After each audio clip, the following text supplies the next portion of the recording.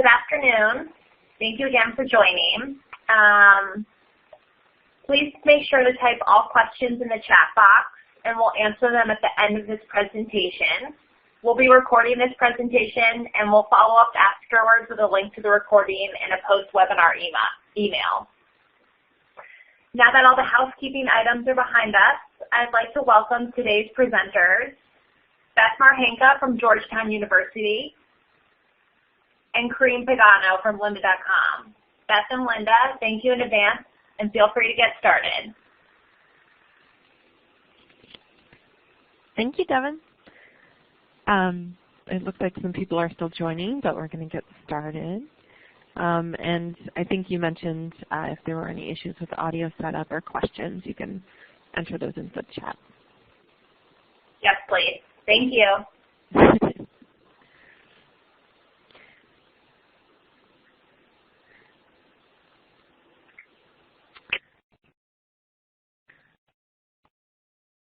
Devin, it looks like we're having an issue with the slides.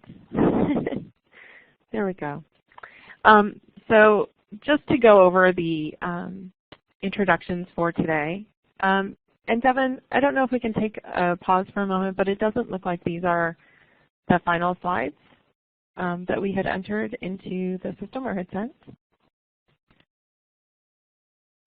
I just uploaded the most recent one. If you give me a second, I'll push it back out for you, but that's the one in the calendar item. I apologize for the attendees. I think the most recent one was sent yesterday, not as part of the calendar item. So where is that?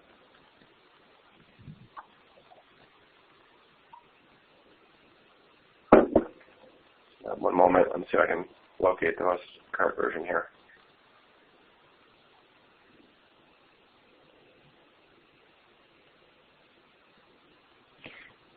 So while we're waiting for the slides to load, I'll just take a few moments to talk about why we're here and what we're looking forward to sharing with you today. So the topic of today is how higher education institutions can help students become career ready. And I want to start with just a basic definition, and excuse that my beautiful slide's not up there yet, but but to define career readiness and how I think about it, although we'll be getting later into details on how Georgetown University specifically is supporting students in career readiness. But a general definition is really just a career-ready person is someone who has connected their education with their career path and employment. And some people might use the word employable, meaning that someone has the skills to find and successfully work at a job. But career ready for me is a much bigger and broader definition than that. It really means that someone has learned not only what they need to do to get a job, but also to forge a career path. And it implies that a person has become a lifelong learner and is able to continue their learning path throughout their career to stay productive and successful, even as technology and the economy and businesses in the market evolve. So really looking at career readiness as a path to create a lifelong learner that is successful in the roles that they may hold throughout their career path.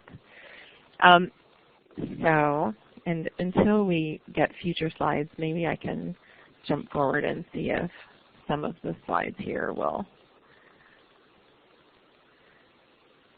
No. Sorry about that. I was hoping that maybe we had more details in the slide deck. There we go. So one of the things that we've done a lot of research into is what students really need to do to be career ready. And there's really kind of two buckets of types of things that students need.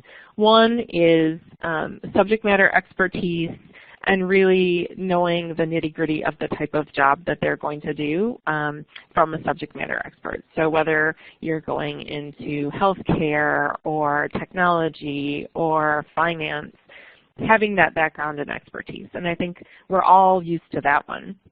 But there are new skills that are emerging that are kind of consistent across all careers things in technology and design. And I like the second bucket because it talks about employability, knowledge, skills, and disposition. So some of the more soft skills type of things that people need to really be successful in their careers. Things like communication skills, project management, leadership development as they move forward in their career, and also just some basic things like organization, time management, and prioritization that you hope that students have and develop while they're going through their educational career, but may be very different in a workplace where you have different demands and a different pace of work. In terms of technology and design skills, that's also really changed and probably will continue to change over time. I think there's a statistic that talks about there's going to be 20% of the jobs 20 years from now don't even exist today. So we're really preparing students for being able to pick up new skills and expertise. And those are things right now that look like social media savvy, and then basic word pressing, spreadsheet programs, presentation software and visual design. Something that's kind of new but I think really critical is data visualization, business writing, which differs from the types of writing that they're usually doing for school. And then there's, to complement subject matter expertise, also technical skills that are specific to certain career paths. So things like programming languages or specialty software like video editing and 3D animation in CAD. And it does look like our slides are up. So there was the beautiful career-ready person definition, which was great. And we're just wrapping up here, so we'll pick it up here. So I want to talk a little bit about lynda.com and our philosophy as an organization. We're really focused on helping people prepare for and be successful in their careers. And our library spans across a broad range of content with the goal of helping learners become career ready, no matter where they are in their career life cycles. So whether you're a student just coming out of high school and then college and entering your career, or whether mid-path career change, we're really focused on giving people the skills that they need to be successful.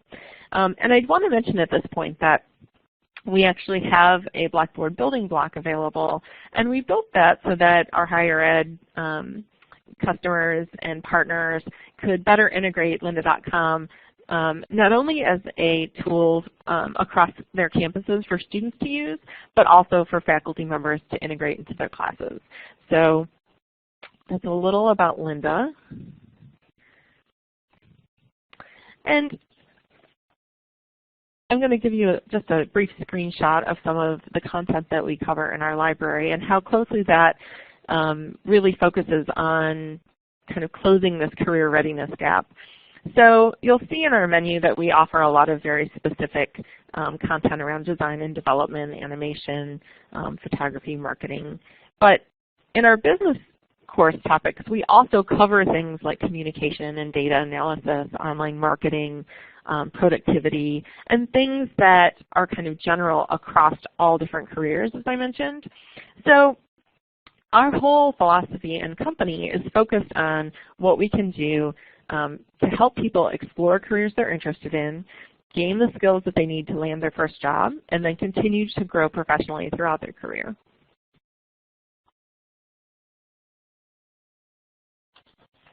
We have a lot of experience in higher education. These are just some of our higher ed partners, and obviously Georgetown University presenting with us today, which we're thrilled about.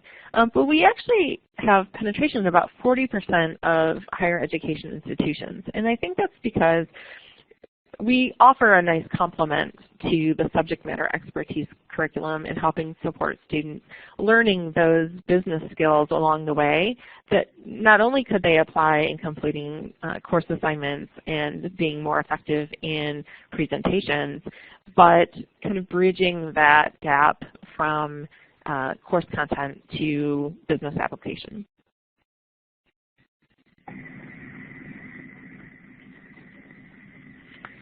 So with that, I'm actually going to hand the presentation over to Beth Marhinka, who's the head of the Gillard New Media Center at Georgetown University Library. And she directs the New Media Literacy and Learning Program as well as emerging technology initiatives. So super excited to have her talk about what Georgetown specifically is doing to address career readiness in their students. And with that, Beth, I'll hand it over to you. Thanks, Colleen. I'm very glad to have this opportunity to share what we've been doing at Georgetown to make sure our students have the resources they need to prepare them for life after college. But I have to admit to all of you that this is the first time I've done a webinar. I've been in higher ed and working in libraries for 24 years, and I've probably done close to 600 presentations before, but they're all face-to-face. I feel a little bit at a disadvantage not being able to greet each one of you as you walk in the room and get to know a little bit more about you. So what Colleen and I were hoping to do now is to find out just a little bit about who's here. If you all could just take a moment to tell us what school you're from, and then also include your role within your organization for us. And so if you go down into your chat box, you could just write what school you're with and your role in the organization. So I'll start off. Just everybody kind of jump in and add that into the chat box.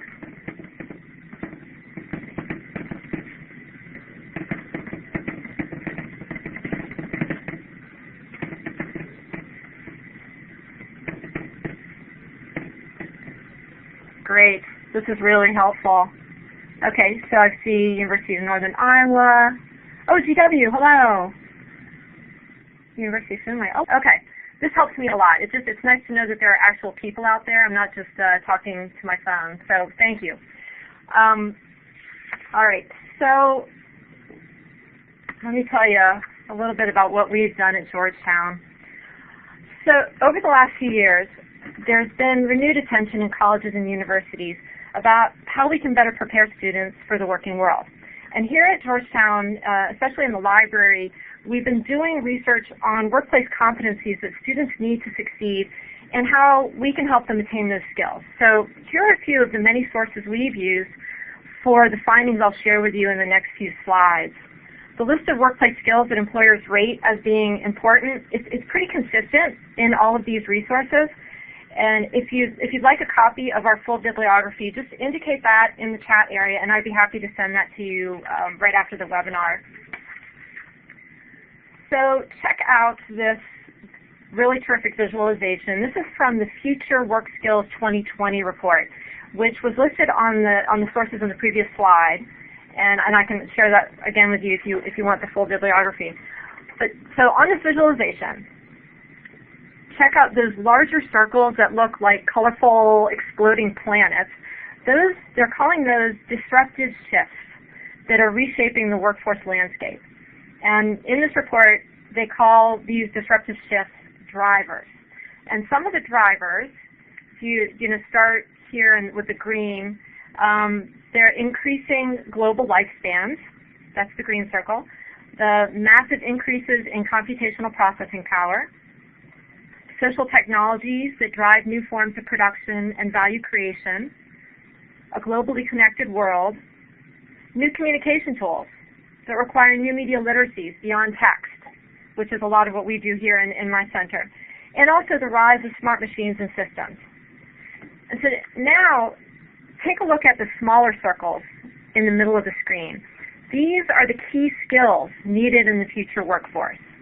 And the colors around those smaller circles, they relate to the driver associated with a particular skill set. So for example, the circle right in the center of the screen is new media literacy.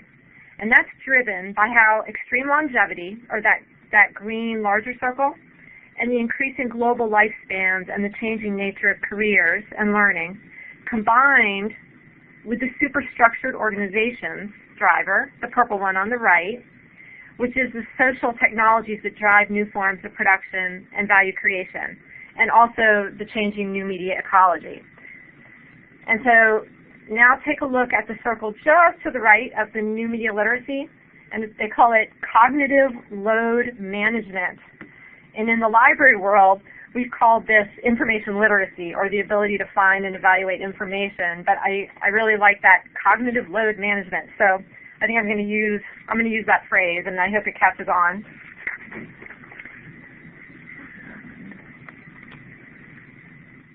So after analyzing numerous studies and articles published over the last decade, including those 5 articles listed on the previous slide and the Future Work Skills 2020 report just mentioned, my colleague here in the New Media Center, her name is Miku Yayazade, she compiled a detailed spreadsheet with all the essential workplace skills, and then she and I distilled the hundreds of overlapping skills into this list of the top 10 essential workplace skills.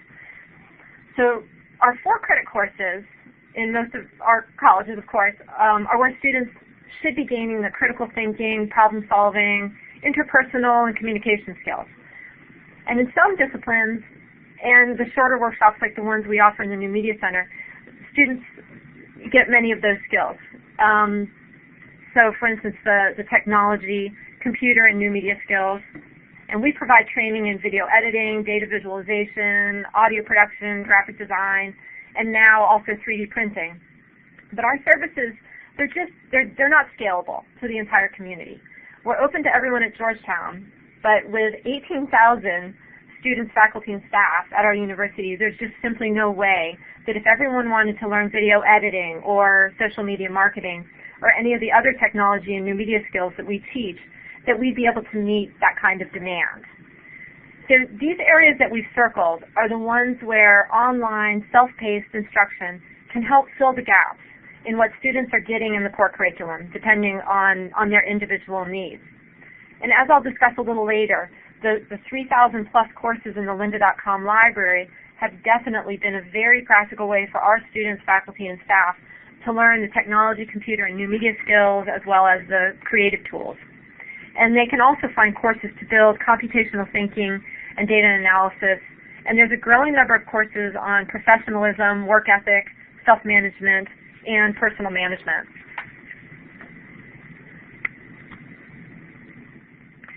So this is data that Corinne found about the disconnect between how employers rate college graduates' preparedness for the workplace versus how students rate themselves.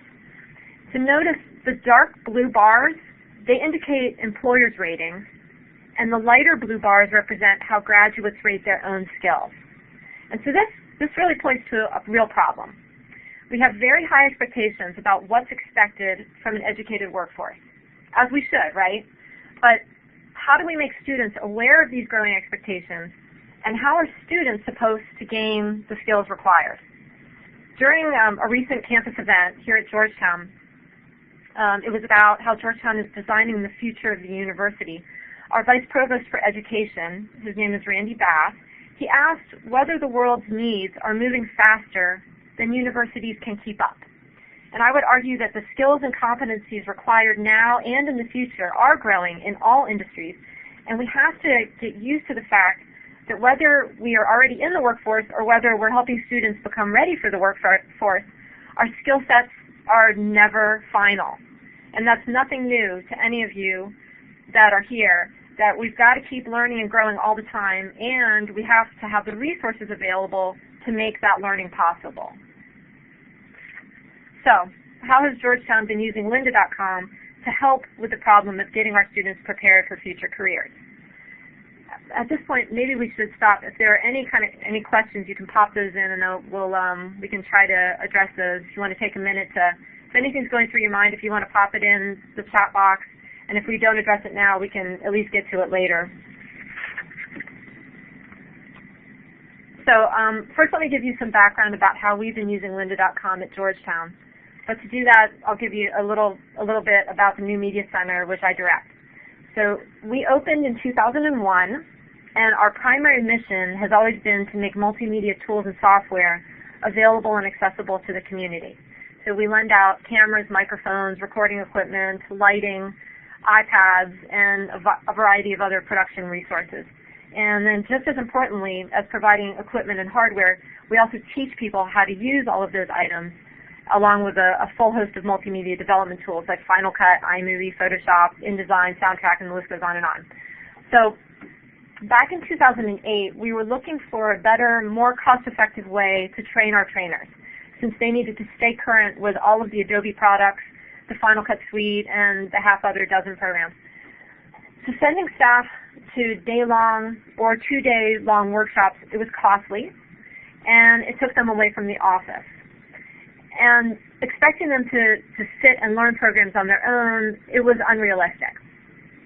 Then we evaluated lynda.com and a few other of their competitors, and we found that the tutorials at Lynda, they were always up to date, and the staff loved having the exercise files accessible to work along with the presenter to practice what was being taught. And Lynda ended up being the perfect solution for us. But at that time, we were only able to afford 5 licenses just for my staff. Then, in 2011, one of the librarians from the Georgetown campus in Doha, Qatar, she was visiting us here in DC, and she asked me for some help providing multimedia skills training to her staff and the students on the campus in the Middle East. And I told her how pleased we were with Lynda, and after she and the other staff in Qatar had a chance to use it, they were so happy with what it had to offer that they decided to get a trial license for all of Georgetown. So we went from having access for only the 5 staff to having access for everyone. And this was just amazing. So we marketed the service as best we could, and we tracked usage to see whether the community was taking full advantage of it. And after seeing widespread use and hearing very positive comments, the main campus library stepped up and signed a 3-year license agreement to make sure everyone at Georgetown could have unlimited access to Lynda. And so also on this slide, I wanted to point out the photo on the right. This is the large banner advertising lynda.com that we have prominently displayed in the lobby of the main campus library.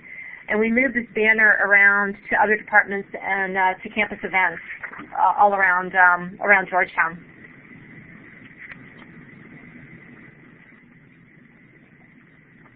So once we obtained the site-wide license, we put a lot of effort into making sure that students, faculty, and staff were familiar with Lynda and understood what it had to offer. So our first step was to create this lynda.georgetown.edu portal, which allows us to showcase ways that Georgetown faculty and students are using lynda.com, and also to highlight the courses our community uses the most. So right in the center of the screen, we provide case studies from Georgetown faculty and students, and I'll show you some snippets of these videos just a little later. On the right-hand side of the screen, we list the most viewed courses, which fluctuates tremendously depending on whether instructors are assigning videos for classwork. And in just a few minutes, I'll also show you the list of the most viewed courses in the last month, which has several different courses not listed here. This is just a little further down on that same landing page. So here you'll see we've also created a number of playlists on this portal which highlight some of the courses we think are going to be the most beneficial to Georgetown students. The business courses that have been added to the Lynda Library over the last 3 to 4 years are really, really well done. We recommend our students check out the course on acing your interview and up and running with LinkedIn. And there's some really great content for building leadership skills as well. And in fact, this brings up another thing I really like about having access to the huge online library, is being able to take classes you want and not needing to ask anyone's permission, or even to tell anyone, and not having to tell anyone. It's very empowering. So, like for instance, last year, I had to have a difficult conversation with one of my staff. And I prepped myself by watching the course called Having Difficult Conversations, just the night before, so I could be ready. And then when I needed to write a recommendation for someone last month, I reviewed the course on writing recommendations. Over the summer, I'll watch the course on creating an effective resume. So we've been working very closely with the Georgetown Career Center to make sure that they're advertising the career development courses as much as possible, because they're very helpful to the students and to current staff as well. We also built playlists for video production, which we refer a lot of our students to. And one of my staff also, she co-taught a certificate program on presentation design and delivery. and they assigned all of the students in this program to complete either the Prezi or the PowerPoint course on lynda.com. It was a great use of the students' time, and it allowed for better use of the time in the classroom for practicing presentations.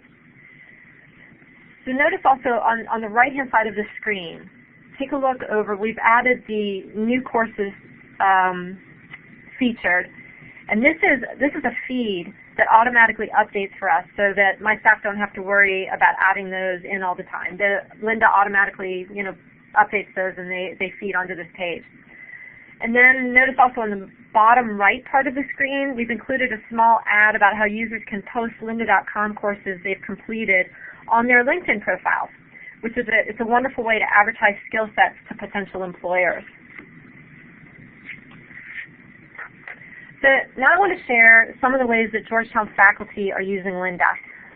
This is Mark Rome. He's a professor in our McCourt School of Public Policy. And in this video, he'll tell us about some of the problems he was having making sure his students had the technical skills required to accomplish the work in his classes. Let me start up this video.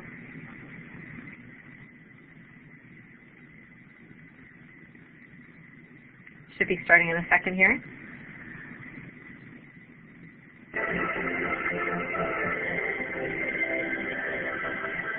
As my classes have more thoroughly tried to integrate technology into the classroom, I have greater technology needs for my students.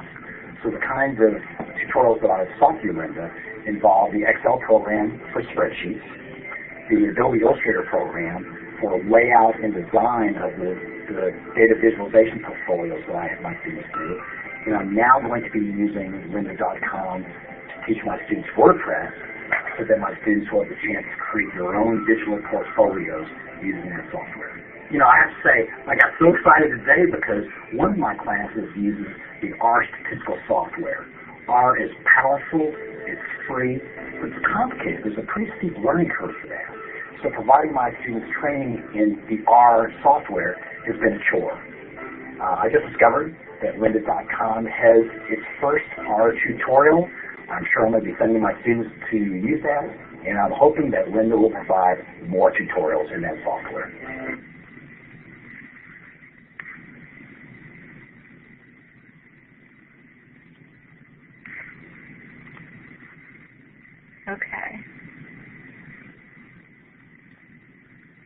Okay, so in addition to faculty assigning specific courses, we found that having the ability to try out different areas has been very useful to students, faculty, and staff.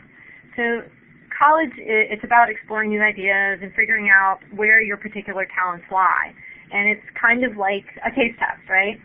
So what we found, and what I've noticed myself and heard time and time again from our users, is that with a huge number of Lynda courses available, students don't need to commit to a whole class if they just want to learn a software program or see if a certain subject interests them. It's sort of like doing a taste test. Take a sip to see if you want to buy the whole bottle. But one thing I particularly like about using Lynda is that although courses can be 5 or more hours long, you don't need to watch an entire course. You can just go to the table of contents for the course or search for a specific topic you need and jump right to that video. And after this webinar, go back and you can browse through a table of contents for a course, and you'll see that each topic is generally just a couple of minutes long. One of my favorite examples that I use all the time is that I can watch that video about how to use pivot tables without having to watch the entire Excel course again. I watch that pivot table video probably twice a year because it's something I forget, and then I just go back, I watch 3 or 4 minutes, and it gets me back on track again. And our professors have found this ability to test out the different topics to be valuable as well. So this is Evan Barba, and he's a faculty member in our Communications, Culture, and Technology program. And he uses Lynda for himself to keep up with updates to programs, but he also encourages his students to use it to explore areas that aren't covered in the formal curriculum. So here's a short video.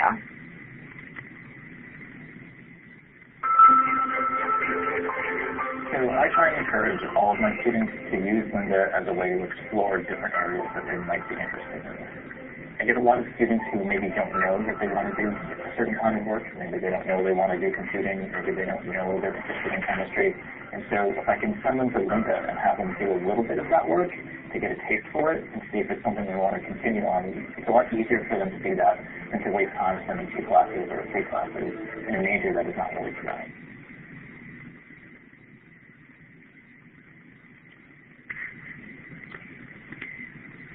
So I recently sent out an email to a few hundred Georgetown students that have used lynda.com extensively and asked them a few questions.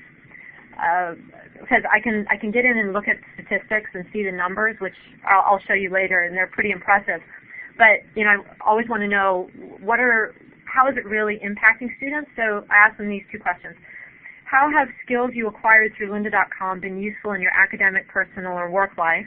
And also, did you learn a software program or acquire professional skills through lynda.com that will be beneficial in the workplace or that helped you get a job? And so here are 2 responses we received from a couple of students. And this first comment, it makes me extremely happy. Since a lot of lynda.com for everyone at Georgetown, I feel proud that we were able to make this kind of a difference to this student. And then the second quote, it speaks to exactly what Professor Barbara mentioned about being able to learn just enough about a certain subject without having to take an entire course. So this is a snapshot of the lynda.com Administrative Reports dashboard. And I've seen many back-end systems before, and this one is, I would say it's by far the most user-friendly. Here are statistics for Georgetown's use of Lynda for the last year. So notice we've had 2,010 new users take advantage of the service in the last 12 months, and over 121,000 videos that have been viewed. The average user spends about 19 minutes on Lynda per login, which if you've ever looked at web usage statistics, 19 minutes is extraordinarily long. Most of the time people go in and out very quickly. So as I mentioned earlier, the course rankings change considerably depending on which faculty are assigning courses. And these rankings displayed here are for usage over the last 12 months. This is a list of the most viewed Lynda courses at Georgetown over just the last month. And just as we heard from the student that mentioned using Lynda to learn programming language and gain Excel skills, we're seeing quite a few students and university staff take advantage of the programming classes. The top viewed courses changes from month to month depending on what faculty are assigning. So earlier Professor Rome had mentioned R, that when he was assigning those classes we would see a huge peak in that use. Excel is always in the top 10 list. And I should also point out that there are probably 100 different Excel courses because they have one for every operating system and every version. And notice that the 5th course on the list, the Planning a Web Design Portfolio, Getting a Job, it made it to the top 10 list because one of our instructors here in the New Media Center, she co-taught a workshop on personal branding and e-portfolios with our Campus Career Center, and they recommended a number of Lynda courses, including this one. Our instructors frequently point out the most appropriate Lynda courses for use after a workshop so that a student can go more in-depth with a topic. And then this Up and Running with Tableau, it's another example of a course suggested during one of our workshops. We teach data visualization workshops, and the instructor had, or probably just mentioned, that they could learn more about Tableau by going to Lynda.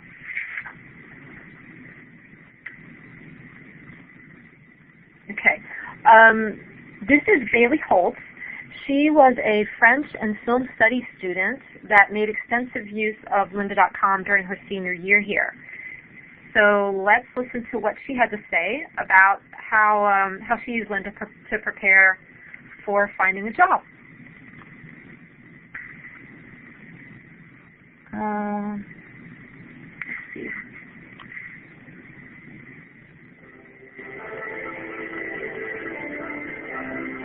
As I said, I'm a senior. I'm going to graduate at the end of this year, and so looking for jobs is a really important part of my life right now.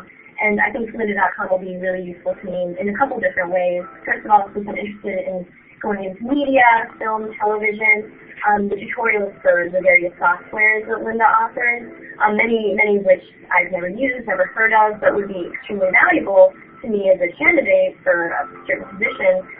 being able to watch those for free at home at my leisure will be really, really useful for me. But also, lynda.com offers various other tutorials for professional skills. I know they have one for public speaking and for other similar sort of career-related skills, and so being able to access those as well will be incredibly helpful for me when I'm looking for jobs after college.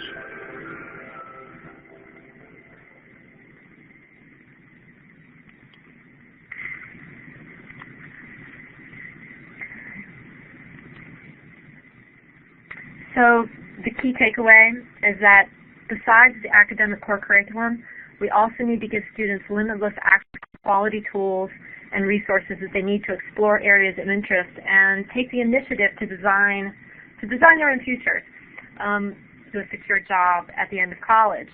And each academic discipline has a different take on whether workplace readiness is the end goal to a college degree. So all of us, whether we're still in school, finishing a degree, or already have a job, we need to remain current with the technologies in our field and to keep up with professional skills as well. So our students, they need to understand the expectations that employers have. Then they have to take ownership of their own career paths. And universities should provide students with all of the resources they'll need, which includes access to outstanding library holdings, including lynda.com. So here's a quote from a recent Georgetown grad that took excellent advantage of the lynda.com library to learn Photoshop, Illustrator, InDesign, CSS, HTML, and Dreamweaver. And this student also displays the lynda.com courses that she completed on her LinkedIn profile. And earlier I showed you a graphic that we include on our lynda.georgetown.edu landing page that advertises how users can include certificates of completion on LinkedIn, and I highly recommend taking advantage of that terrific feature. I also use certificates of completion from Lynda courses for my staff. So every year when we're setting out annual goals, if there's a Lynda course that can help someone learn a skill, I'll make it a performance goal and require that they send me the certificate of completion when they finish the course. So we want our students to have all doors open to them, and the better prepared they are with a variety of technical and professional skills, the more options they'll have once they're out of school. So a degree from Georgetown certainly is going to open doors. But employers are looking for graduates that not only have the academic content and the specific competencies required in their industry, there are also professional and technical skills that are specific to certain jobs that might not be a part of a degree program, as we've heard from some of the faculty and the students. So faculty are able to assign Lynda courses to save time and expose students to supplemental content, and having access to thousands of courses on lynda.com, it also enables students with initiative to build upon their academic coursework with additional skills necessary for whichever career path they choose.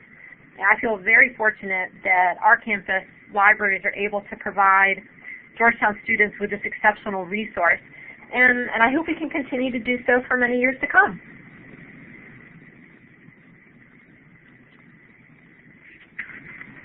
So, are there any questions? Yeah. It looks Thank like you, Dr. Janet has Reed. a question. Sure. It looks one question. We do have one question in the chat box, and it's how does lynda.com integrate with Blackboard? Yeah, so I can take that one. We have built a Blackboard building block that allows you to integrate lynda.com courses into Blackboard. First, you can search for lynda.com courses through Blackboard easily, so that as your faculty members are looking for content that would be appropriate either to assign or share with their classes, they can easily search for lynda.com. So that will show up as one of the resources available to add to your course. And the other thing that we've done in terms of integration is being able to kind of that building block. So pretty easy when you as your searches and you're kind of searching through the content. If you find something that's interesting to you but you want to know more outside of the description and the thumbnail that's available in the search, you can click on the course, go into lynda.com, and pretty quickly determine if that is a course that you're interested in adding, and then adding that in. So if you're familiar with building blocks at all, you know that they're super useful in integrating content and resources, and that's available to integrate. And then I see another question, do alumni continue to be able to access Lynda? So Beth, I don't know if you want to answer that for Georgetown, and then I can talk about our other university customers and how they approach that. Sure. So our current license, it only includes students, faculty, current students, faculty, and staff. And I think that it probably, some alums would have access for a little while after graduation. I think it depends on their role, that's how they're designated, in the system. And I know that our alumni association has been talking to lynda.com about getting access for alums. So that is something that we're working on. And I will say we do have some customers and some universities that extend their students the university email, and that email address is often tied to access to lynda.com. So as long as the university is allowing the student to have an email address, as long as they are able to use lynda.com. But it does vary, and some universities, as Beth mentioned, are looking specifically at alumni programs so that alumni can have access to their alma mater. Okay, I see more questions. So can certificates of completion be sent to faculty? And there was one from Chris that looks like about getting the word out, and maybe that's a good one for you, Beth. Oh, okay, yeah. In terms of, yep. What we found to be the best way to get the word out, we do mass emails a couple times a year. We don't do it constantly. We do it in the spring and the fall. At the beginning of the semester, we'll send out separate emails to all faculty, all students, and all staff, kind of explaining why they should use Lynda. And we'll see huge peaks. For a couple of days after we send out that email, we'll get 1,000 new users. So that's really been the best way. But we also have that banner that we move around campus. We've chalked up sidewalks. We've actually, one of the best ways is also to communicate with the individual departments. So we contact the administrators in each of the academic departments and make sure that they understand how Lynda would be beneficial to their particular group. So for instance, in the business school, to make sure they're aware of the different programs that are required in business, which Lynda tutorials are available. Communications, culture, and technology, the art program. So really reaching out to some of those major stakeholders, that's been the best way for us as well. And I think just from lynda.com's perspective, we participate in some universities when they welcome new students in the fall. We'll have a booth set up if they have orientation areas. We can provide materials to help get the word out. Depending on the department that's driving adoption, certainly we can work with them to figure out what the best communication plan is across the university, and to make sure that lynda.com is visible as a resource. Yeah.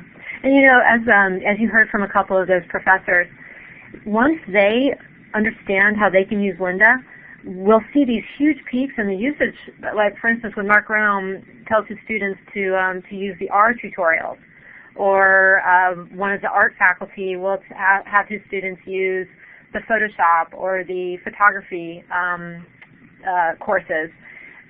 Just knowing who on campus is what they're teaching and how they might make use of it, so there's lots of ways to get the word out. So Janet did have a question about the certificates of completion. The certificates themselves aren't sent, but with the Blackboard integration, we notify the faculty member if the course has been assigned. They'll get a notification when it's completed. So it's kind of the Blackboard equivalent of a certificate of completion. So they do get some, they get two statuses actually. You can see if the student started the course, so if they've even logged in, and then you can see if they completed it. So, and Bobby had a question around access on iPhones and iPads. Yes, we have apps that are available for both the iPad and iPhone, as well as Android and Windows 8. So pretty much any mobile device you can think of, you can access lynda.com through the app. And we do have offline viewing through the apps as well, so that if students aren't online or don't want to use bandwidth up on their phone, they can download a course when they're on Wi-Fi and view it offline. And I'm scrolling down. In order to find out about cost, I think if you're interested, the best thing to do is to reach out.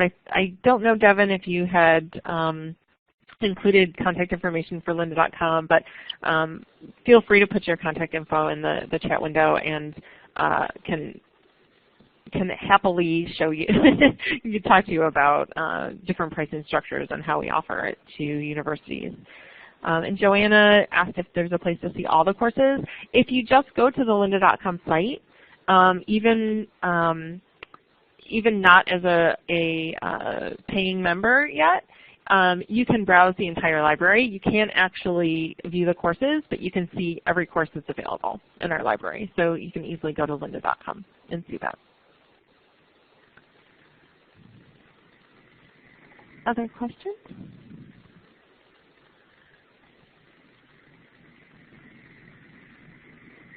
If you have other questions later, specifically about how we use it at Georgetown, feel free to contact me. I'll put my email in right now.